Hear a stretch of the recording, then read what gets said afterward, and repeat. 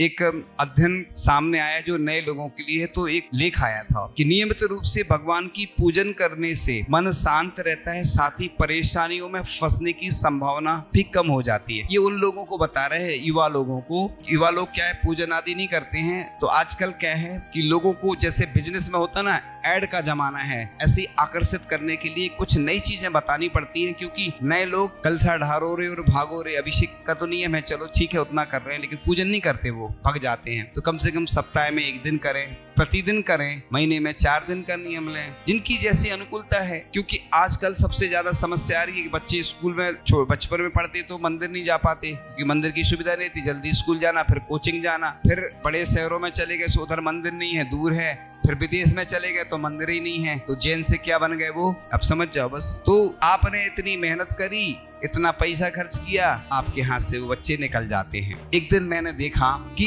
प्रतिमाएं बहुत सारी हैं और लोग भी बहुत सारे हैं। भगवान का प्रक्षाल कौन करता है? कौन करता है मालूम है? जो काम करने वाला, बस समझ जाओ। अब बताओ, महिलाओं को अब अभिषेक नहीं मिलता, प्रक्षाल करने नहीं मिलता, जिनको मिल रहा है और अभिषेक के लिए लाइन लगी, प्रक्षाल के लिए किसी को समय नहीं है, तो किराए का आदमी कर रहा है। अब बताओ, ये स्थिति है कि मतलब प्रक्षाल करने का समय लोगों के पास नहीं है, बस समय इतना है कि भाई अभिषेक करे जा रहा है बस। यानी तो हमने बोला कि जिस प्रकार से तुम भगवान को ऐसा करोगे तो भगवान तुम्हें भी ऐसे ही निकाल देगा, तुम्हें घर से निकाल देगा, तुम्हारे बच्चे निकाल देंगे। तुम भगवान की केयर नहीं करोगे। आप सोचिए कि भगवान की प्रतिमा इतनी ज्यादा हैं, अभिषेक करने के लिए तो 200 लोग आएंगे और जितनी प्रतिमाएं हो सकता है 200 ही हैं प्रतिमाएं। एक एक व्यक्ति अगर एक प्रतिमा का प्रक्षाल प्रतिदिन करे तो कितने अच्छे से व्यवस्था बन सकती है। और बोली लगाना नहीं चाहिए अपन को प्रक्षाल के लिए, तो पहले से लिस्ट बना लो रोज की, प्रतिदिन 365 दिन की लिस्ट बना लो। एक व्यक्ति की ड्यूटी रहेगी तो बस कोई दिक्कत नहीं, 2 लोग कर लो, 4 लोग कर लो ना, लिस्ट बना लो।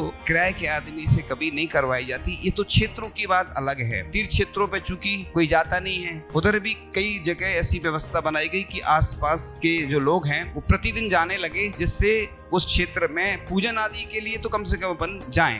तो अपन अपनी संतान के लिए कितना पैसा खर्च कर रहे हैं, और जब वो बड़ी हो जाती है संतान, घर से तुम्हें निकाल देती है, तुम्हें छोड़ के चली जाती है, तो फिर रह जाते हैं। इसलिए संतान को शिक्षा भी दो, धन भी दो, उसके साथ संस्कार भी दो, नहीं तो बहुत स्थिति खराब होने वाली है।